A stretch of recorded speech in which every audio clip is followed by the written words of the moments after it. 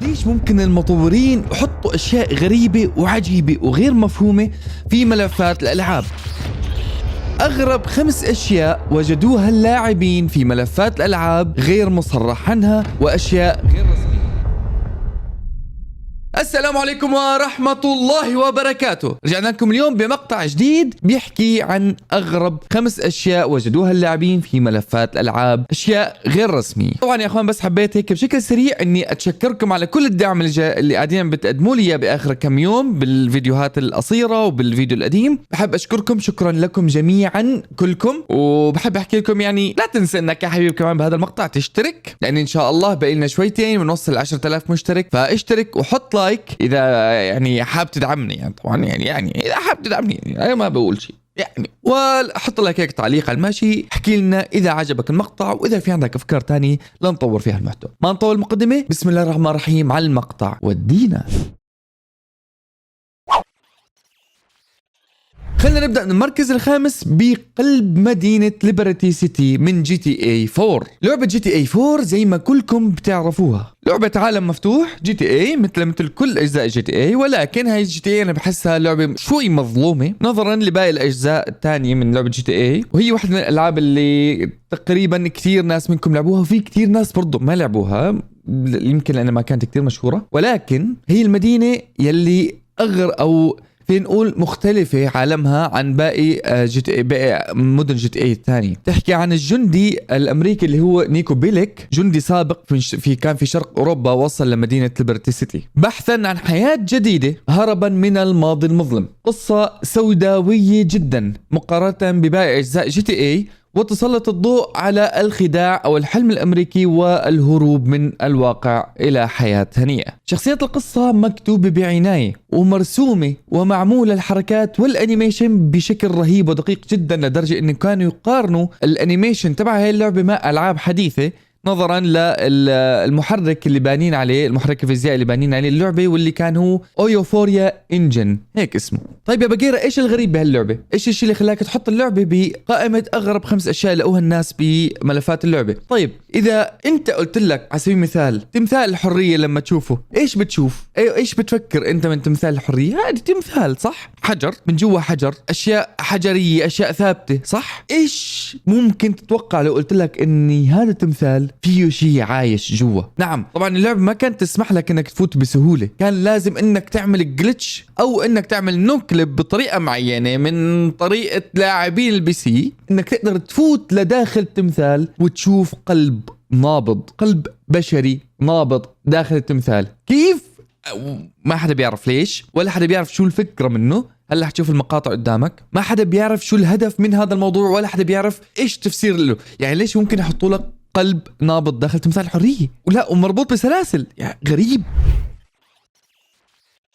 في المركز الرابع لعبة كاب هيد. اللعبة غنية عن التعريف، لعبة كاب هيد تقريبا كلاتكم تعرفوها. لعبة رسوماتها وتحريكها والأشياء اللي فيها كلها بتوحي عن عصر الثلاثينيات والكرتون القديم، وهي أبدا ما هي لعبة موجهة للأطفال. رسوماتها توحي لك إن هي لعبة للأطفال، لكن أبدا ما هي موجهة للأطفال. اللعبة قصتها سوداوية جدا، تحكي عن شخصيتين بكازينو بيلعبوا قمار وبيخسروا حتى حياتهم بالقمار، بصير الوحش أو اللي هو البوس يلحقهم وحاول ياخذ حياتهم، وهم بيحاولوا يحاربوا، وهكذا. القصة تدور عن هدول الشخصيتين، واللعبة فيها الكثير من اللقطات المرعبة، وهي أصلا جن أند رن، يعني طخ وامشي، شوت أند رن، يعني اللهم طخ وامشي طخ وامشي يعني. ولكن طبعا صعبة وما هي سهلة، ولا الموضوع تبعها بايخ، بالعكس القصة جدا جميلة. طبعا اللعبة انشهرت زيادة بعد ما أضافوا الدي ال سي تبعها في عام 2022. هلا بنرجع هيك تفكير بسيط للوراء. لو قلنا هاي اللعبة بما انه كلاتنا شفناها تقريبا، 3/4 الناس شافوها و3/4كم يمكن لعبتوها كمان، حتى هي موجودة على اغلب المنصات من بي سي لاكس بوكس لبلاي ستيشن ونينتندو حتى، على ما اظن، ماني متاكد لكن غالبا اظن نينتندو. طيب ايش الشيء الغريب اللي كان باللعبة؟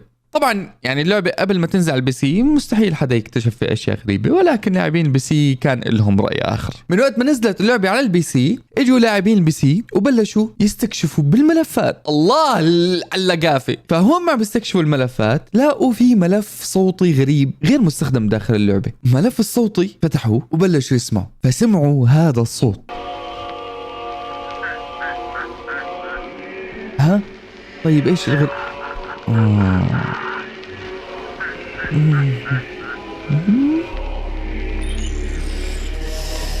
طيب ها، ايش هذا؟ ايش فيه؟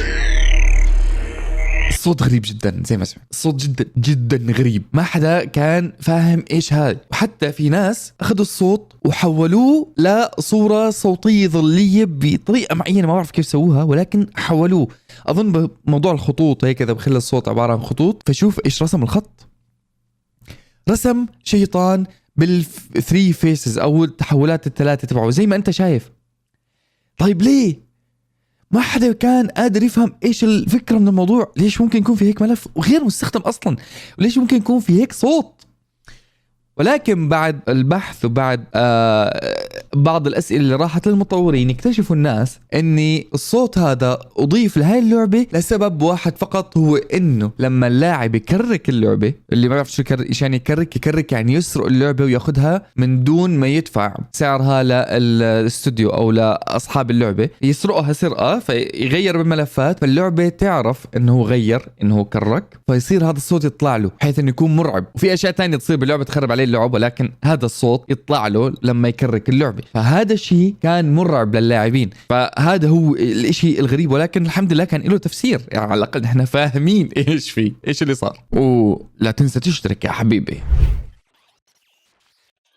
بالمركز الثالث لعبة شادو اوف ذا كلوسس، ان شاء الله اكون قرأت الاسم صح. لعبة شادو اوف ذا كلوسس او ظلال العمالقة، هي مش مجرد لعبة عادية، هي تجربة مشاعرية وتجربة جميلة جدا، وتعد تحفة فنية نادرة ما بين الالعاب ومميزة جدا. السبب لعالمها الجدا واسع، وعالمها جدا رهيب وجميل جدا، بيعيشك تجربة تعتبر من الالعاب الغريبة والجميلة جدا. يعني تدور القصة حول شخصية اسمها واندر، الذي بيروح بيستكشف المنطقة وبيستكشف الخريطة على متن حصانه أنجر، إذا ما خانتني ذاكرة كان اسمه أنجرو يا أخوان، معيش آسف صححتها أنجرو. الهدف من القصة كلها إن الشخصية واندر حامل جثة فتاة، عم بيحاول بشتى الوسائل وشتى الطرق إن يعيدها للحياة. أستغفر الله طبعا، يعني نحن بنحكي على عالم اللعبة وليس على العالم الواقعي يا إخوة. ننزل على واحد بالتعليقات حرام أنا لعبة عم نحكي بقلب لعبة، مش أنا اللي كاتب القصة، لعبة. بيلتقي واندر بشخصية غامضة يسمى دورمين اشي زي هيك، بيقول له انا مستعد ارجع لك الفتاة للحياة، ولكن بشرط انك تهزم 16 عملاق. وهنا تبدأ القصة. بيحاول واندر انه يروح ويهزم 16 عملاق، وهذا اسم اللعبة جاي من هون اللي هو ظلال العمالقة، وبتبلش اللعبة وبتبلش الفايتات. المميز بالموضوع ان الماب او الخريطة تبع اللعبة تعتبر خريطة واسعة جدا، عالم عمالقة وانت شخصية صغيرة، فتخيل كم ممكن تكون خريطة كبيرة. ولكن ايش الغريب بهذا الموضوع؟ طبعا لا ننسى ان اللعبة كانت على بلاي ستيشن 2 وكانت قد اصدرت في سنة 2005، فالجرافيك وقتها ما كان زي الجرافيك بالوقت الحالي، ولكن بالنسبة ل 2005 كان يعتبر خرافي. ولكن اللاعبين الملاقيف قدروا بطريقة او باخرى ان يستكشفوا اشي غريب جدا جدا جدا باللعبة. ايش هو الشيء الغريب اللي قدروا يستكشفوه؟ لاقوا باب غريب مخفي في الماب في مكان ما المفترض للاعبين انه يوصلوا له، مكان بعيد جدا عن اللاعبين، ما بتقدر توصل له الا بجلتش معين. اللاعبين كانوا قادرين يعملوا هذا الجلتش واللي هو ثغرة في اللعبة، عن طريق هذه الثغرة قدروا يوصلوا لباب مخفي داخل الماب. طبعا الباب المخفي ما قدروا الناس يفتحوه ويشوفوا شو في وراه، لحتى قدروا يقنعوا المطورين بعد فترة طويلة من الزمن انه يفتحوا الباب. وبعد ما فتحوا الباب الناس دخلوا ولاقوا محتوى كامل مخفي داخل الباب، لدرجة ان الناس انصدموا انه ليش كنتوا خافين الباب هذا، ليش كنتوا مانعين اللاعبين انه يوصلوا له. فلما فاتوا الناس لورا الباب، شوف عزيزي المشاهد ايش لقوا ورا.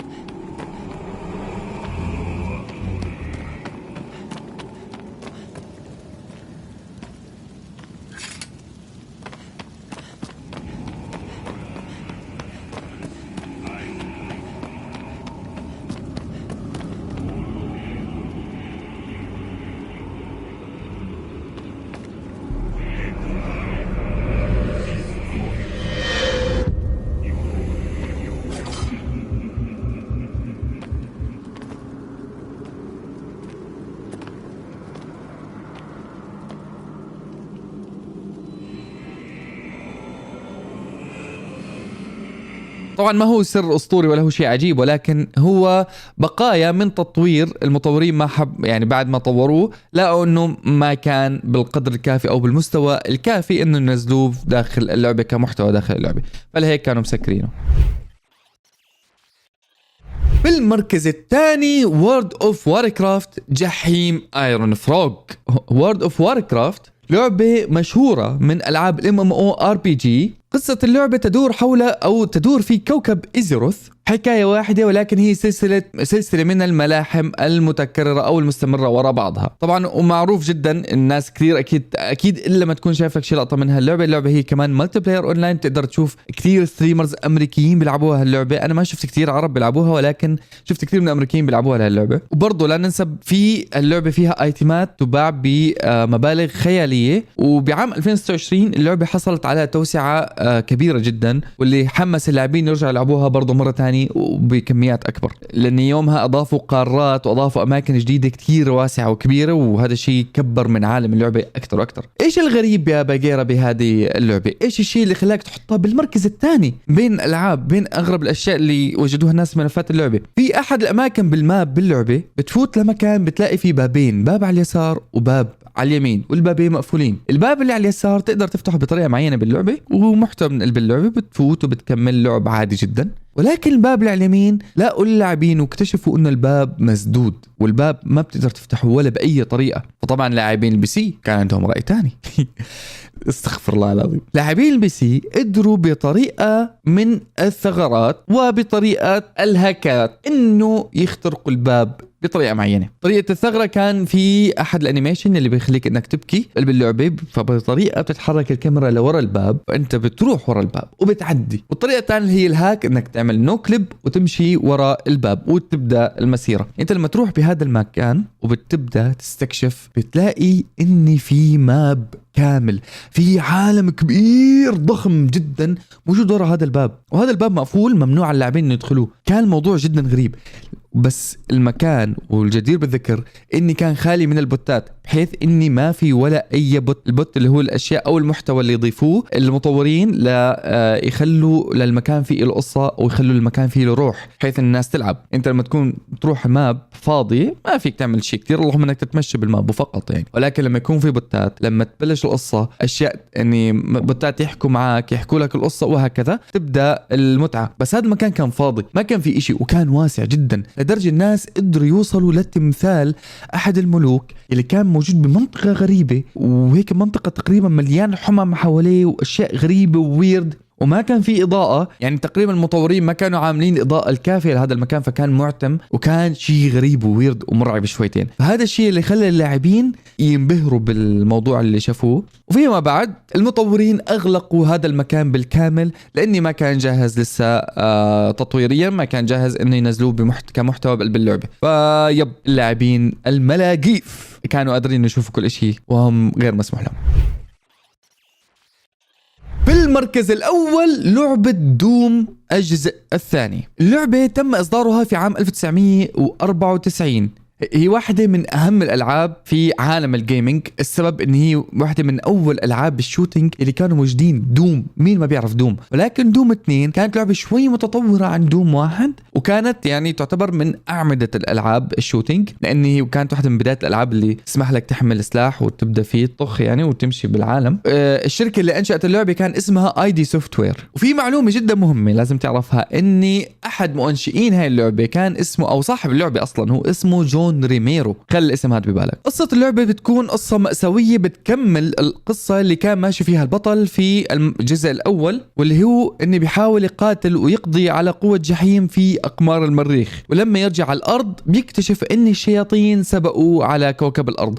وهنا تبدأ قصة الجزء الثاني من لعبة دوم. طبعا بالاحتلال الشيطاني بيكتشف إن في كتير ناس قد قتلوا من الشياطين، وإن قوة جحيم سيطرت على مدن كبيرة وواسعة من كوكب الأرض. وهذا الشيء يلي بيسكلي حول الارض الى خراب. مهمتك بالبداية بتبدا انك انت لازم تامن مطار فضائي للبشر الناجين من الحرب هذه لحتى يقدروا يهربوا للفضاء لاي عالم تاني. اللعبه بشكل عام هي غريبه، يمكن كنت تلاقيها انت هلا بشكل انه شيء غريب جدا من شكلها، ولكن هي لعبه لا ننسى ان العام 1994 يا اخوان، ما كان في يومها جرافيك اسطوري وكبير. ولكن ايش الشيء الغريب بهاي اللعبه؟ طبعا لاعبين البي سي مستحيل يتركوا لك اي شيء بالحياه على ما هو عليه، لازم يبحبشوا بالملفات، لازم يروح ورا الحيطان، لازم يكتشف ما وراء اعالي البحار. ليه طيب؟ ما حدا بيعرف. ملاقيف، اللاعبين الملاقيف قرروا بيوم من الايام اني عن طريق الهاكينج يعمل نو كليب ويروح يستكشف ايش في ورا الحيطان. فلما راحوا واستكشفوا لقوا اشي مجنون، لقوا اشي غريب. ليش المطورين ممكن يعملوا هيك اشي؟ ما كان حدا فاهم ومستوعب، ولكن فيما بعد قدروا اللاعبين انه يستوعبوا. طبعا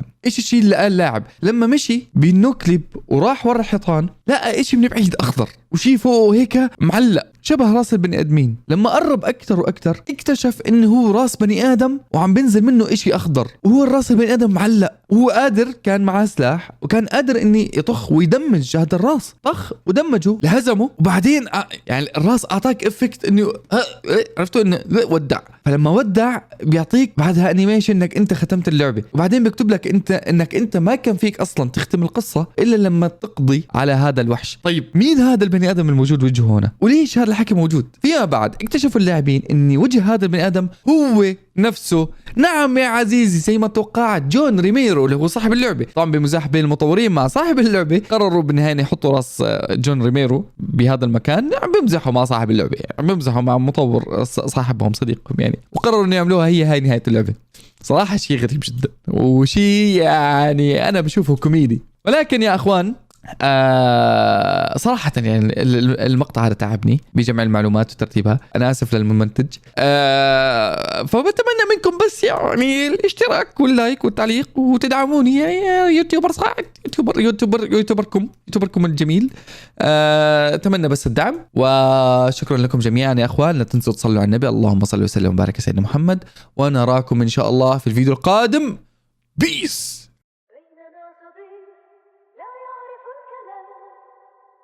مخلص رقيق